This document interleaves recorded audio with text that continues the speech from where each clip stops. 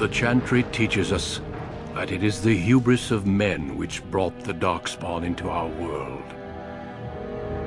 The mages had sought to usurp heaven, but instead, they destroyed it.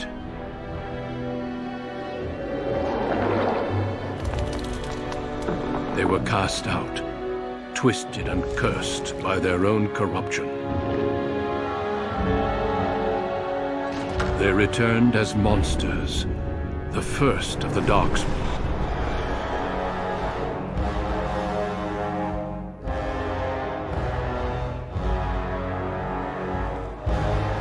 They became a blight upon the lands, unstoppable and relentless.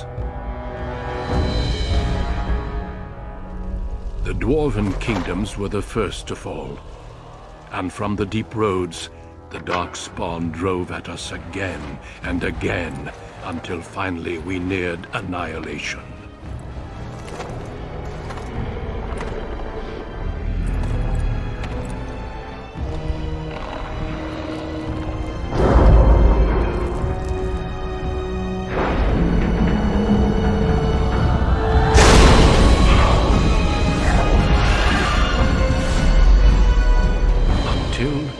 The Grey Wardens came. Men and women from every race, warriors and mages, barbarians and kings. The Grey Wardens sacrificed everything to stem the tide of darkness, and prevailed.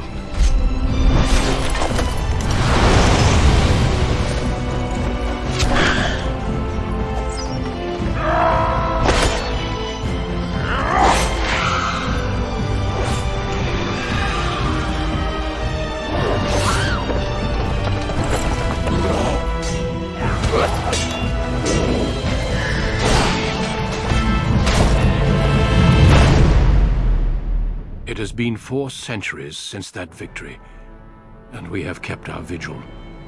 We have watched and waited for the Darkspawn to return. But those who once called us heroes have forgotten. We are few now, and our warnings have been ignored for too long.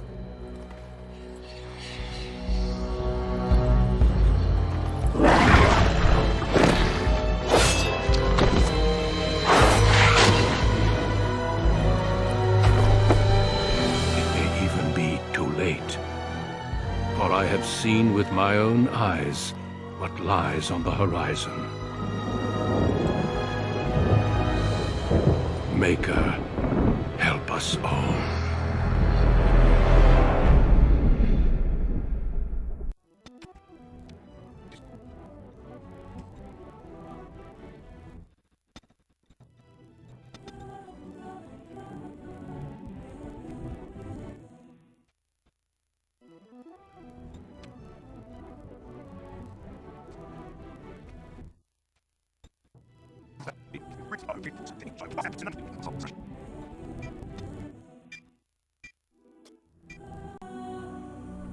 Deep beneath the Frostback Mountains sits Orzammar, the larger of 2 known remaining Dwarven cities in the world.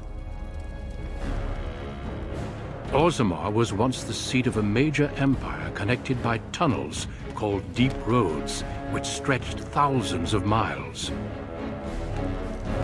The city now stands alone, cut off from the rest of the Dwarven ancestral lands by the Darkspawn incursion.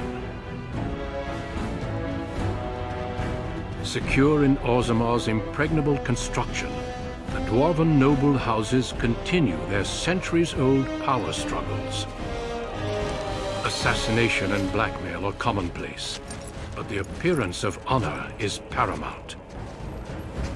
You are the 2nd child of King Endren of House Aeducan, the 9th Aeducan ruler elected by the Noble Assembly. You grew up in a world rife with political intrigue, and have struggled against brothers and cousins for honor and prestige. Today, a feast celebrates your first military commission, the opening move towards real power in the ever-changing game of Dwarven politics. Greetings, my lord. You are dressed and ready. Excellent. I couldn't find the armor's matching dagger, but I scrounged up a rather fancy longsword. Do you wish to wear your shield to the noble's feast?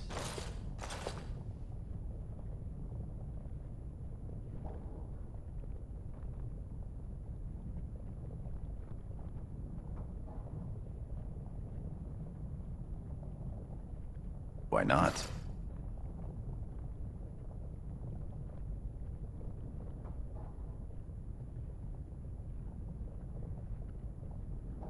Tradition dictates every king and assembly lord of note was a warrior first.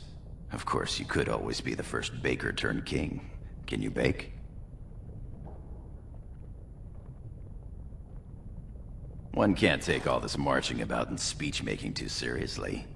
Moving on to the business at hand. The king expects you to make an appearance at the feast, but there's no rush. The noble family heads will spend hours boring your father with petitions and petty grievances.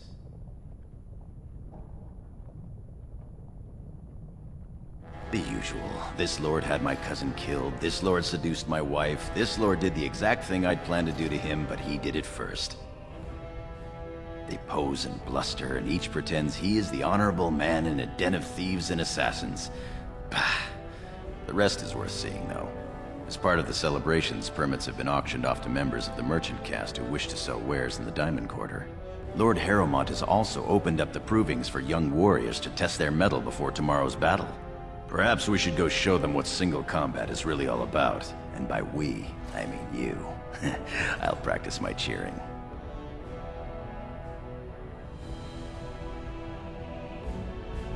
You remember last year's open proving? It took your father's smith 6 hours to remove my helmet. I'm not meant for single combat. I fight as my lord's second in shield. That's enough for me.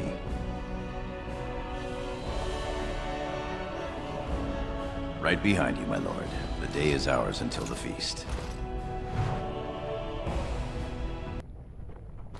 My lord.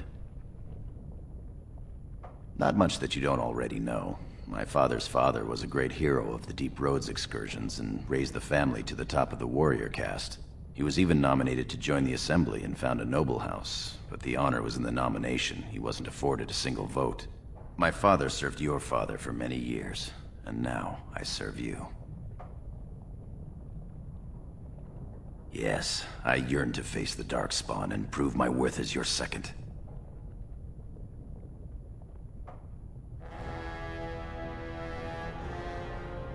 May the stone support us, and the ancestors look down with pride. As you will.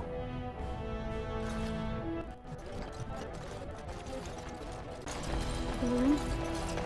Oh, I'm sorry. I'm so sorry.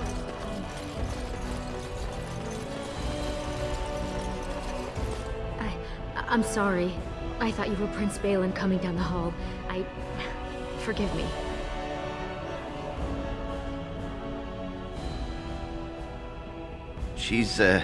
It seems she's one of your brother Balin's newest, companions.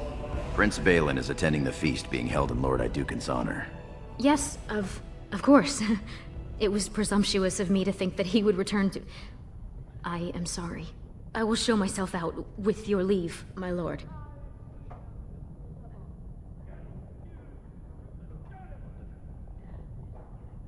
Thank you. I will go now.